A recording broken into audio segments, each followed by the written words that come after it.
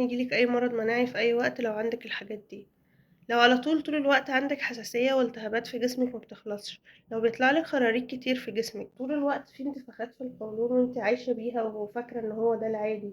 لو مفاصلك بتوجعك كتير يعني زيادة عن الطبيعي اللي هو هي طول الوقت وجعاكي، على طول بيطلعلك حبوب والتهابات وانت خلاص المفروض عديتي مرحلة المراهقة ولخبطة الهرمونات، لو انت اصلا اكلك في العادي كله سكر ابيض ودقيق ابيض ومش ملتزمة بدايت وما بتتمرنيش، خدي بالك لان انت ممكن فعلا تخشي في مشكلة الامراض المناعية. الأمراض المناعية اللي بتيجي والناس بيقولوا بتيجي فجأة ومش فاهمين بتيجي ليه دي، بيبقى ليها آثار كتيرة جدا على الجسم، من قبل ما تيجي بكتير بتعرفك ان انت عندك مشكلة لازم تاخدي بالك منها، وزيادة انتشارها دلوقتي بسبب مشكلة ارتشاح الأمعاء تخلينا لازم نقف قدامها ولازم ناخد موقف ولازم نغير اللايف ستايل بتاعنا، مش هنستنى لما المصيبة تجيلنا لحد عندنا.